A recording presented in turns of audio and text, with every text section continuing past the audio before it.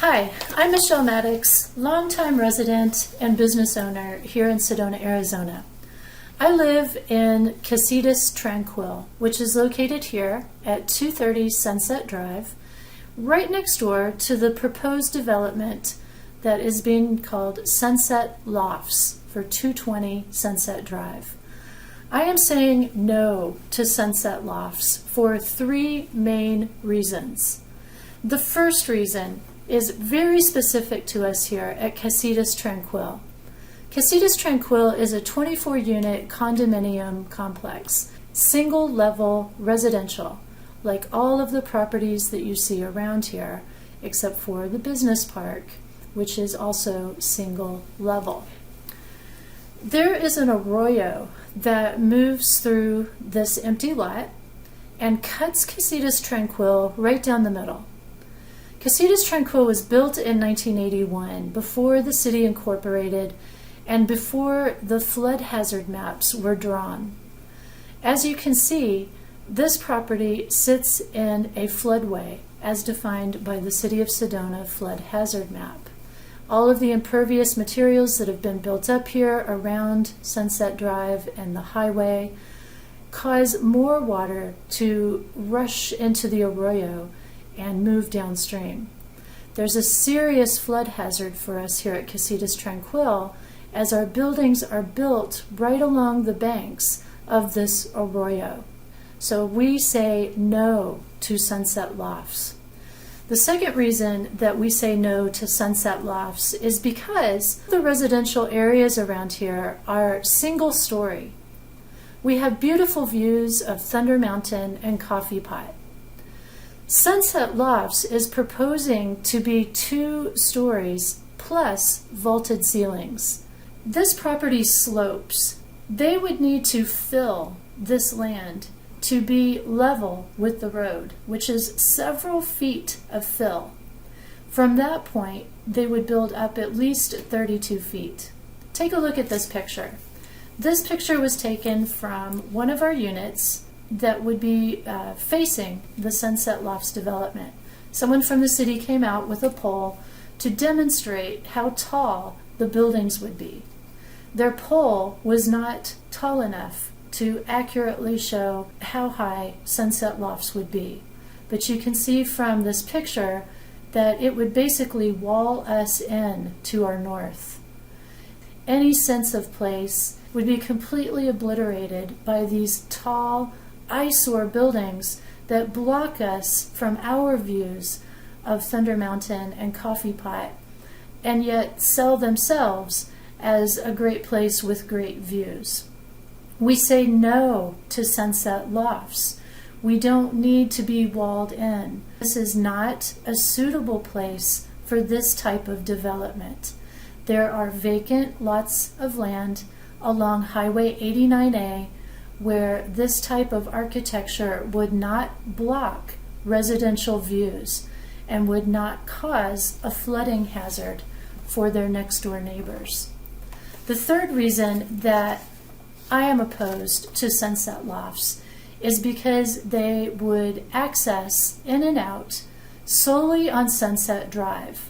Sunset Drive is a 2-lane road that runs all the way back to the Sunset Park area, and you can see that there's quite a few dwellings. This is a heavily residential area, and this is the major way of getting to and from the highway so you can go where you need to go.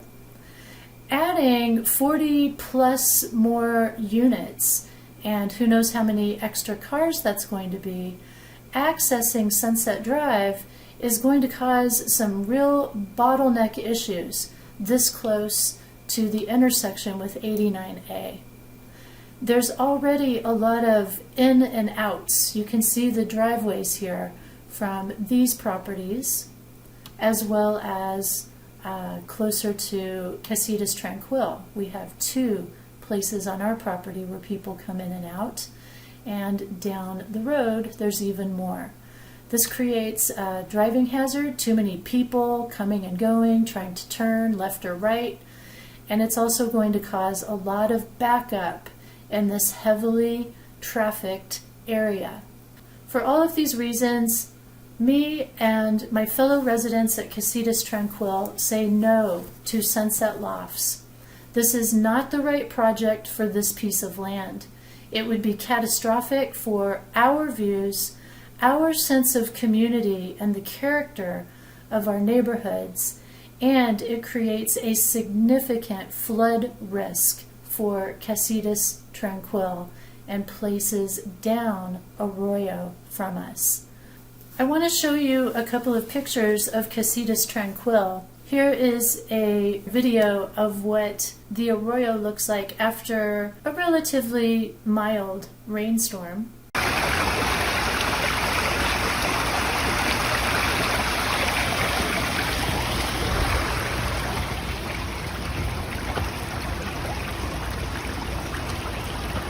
And here's a video that was taken this past summer, 2021, after one of the more heavy monsoon storms.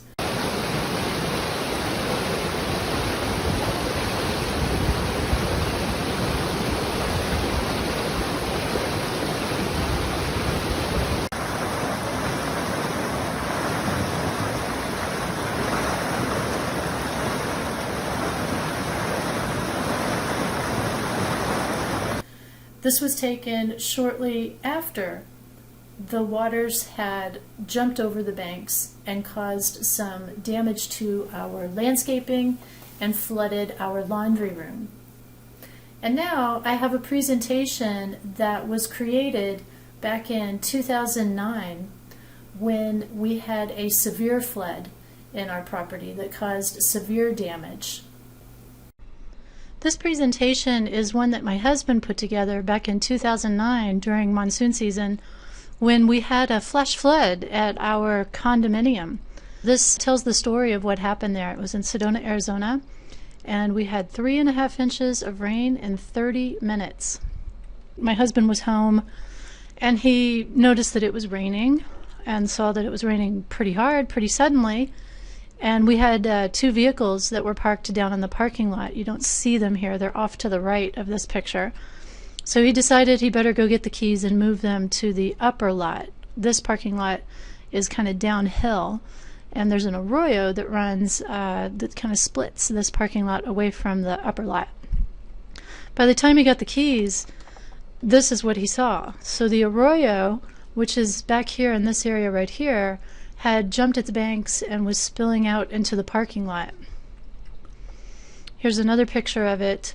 This is on the edge of the parking lot. There's an empty lot right next to us, and here's the arroyo. You can see it's like a raging river, and it's just flooded all over the place here.